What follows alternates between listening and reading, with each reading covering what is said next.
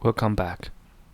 So now I will talk about the second debug example, which is about debugging a code which is for generating a Skew-symmetric matrix.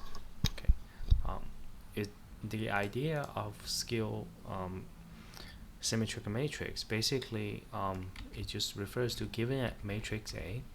To generate the Skew-symmetric part, all you need to do is just take the half of the difference between A and its transpose. So basically just written the formula right here. Okay, so let's see if we can run this code if it works. Okay, so it looks like right now if we hit the button, the code is running. It looks like it's printing out something. Unlike before, there's no type error, there's no any kind of error. It looks like everything works fine. But is this working as it's supposed to, or something is wrong? Okay, so if we look at the matrix A, if we look at this main file, if we look at these 4 lines here, we can find out that it's going to print out 2 matrices. The first is just the matrix A. The second is supposed to be the symmetric part of A. But if you look at the results on the bottom right, you see these 2 matrices are the same. This is obviously wrong. And in fact, the Skew-symmetric part of A matrix should have a 0, should have all the 0 elements on the diagonal. Okay, so let's go back to look at the code. Something must be wrong here. Okay, so if we look at the first 2 lines, it seems fine. I don't think there is something seriously wrong here. Okay, so if we the problem probably is probably here between line 7 and line 10. Okay, so let's first look at the first for loop. It seems good, but for the second for loop, I don't think this is doing what we wanted to do. Okay, if we look at, so suppose what is going on here is the for loop j will loop until I minus 1, right? If j will starts from 0 and it will stop until minus 1. Okay, so whoever wrote this function, I guess the original purpose perhaps is something like he wants to only for loop when you for each row you are only going to loop over each column, just only half of the columns will be looped over, right? Okay, because the other half is supposed to have a skew symmetry. Okay, so so if that's the case, then let's take a look at the second for loop by just let's set up a breakpoint here. Let's see what's going on here. Okay, so now I'm gonna try to debug the file, and now I'm just right at the line 9. Okay, I can see the little I is is 1. Why it's not 0? That's because if I is 0, the second for loop will not be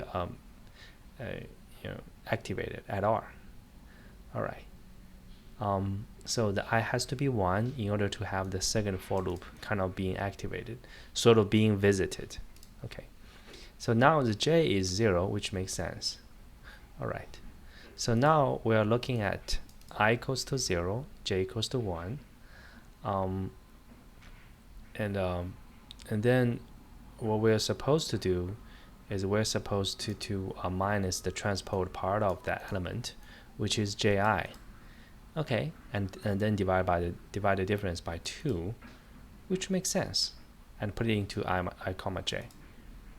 Okay, But here, the second line, line 10, does not make sense to me, because this Skew-symmetric matrix, there should not be symmetry. There should actually be Skew-symmetry, which means there should be a minus sign here. Right, that's the first issue. Okay. Does that solve the problem? Let's close the debugger and just run it again. I don't think it solves the problem. And in fact, it messed up all my A matrix. Now my A matrix is not really what I want, but A matrix kind of being modified, right? So what's going on here? Well, what's going on here is because the line 6 is not a deep copy, but a shadow copy. So the pointer is kind of copied. So what we should do is we should instead write this as dot copy. Well, let's do it again. Okay, so now A matrix is not changed, but the Skew-symmetric part is still not exactly what we want. It's because if you look at the diagonal elements of the Skew-symmetric matrix, that should be 0, right? Because the diagonal element after transpose, it just stands still at the same location. Okay, so what's going on? What went wrong here? Okay, so if right now I'm going back to the debugging mode, I'm going back to line 9. Right now my I is 1, my J is my I is 1, my J is 0. Okay, so that means I'm looking at the second row, first column.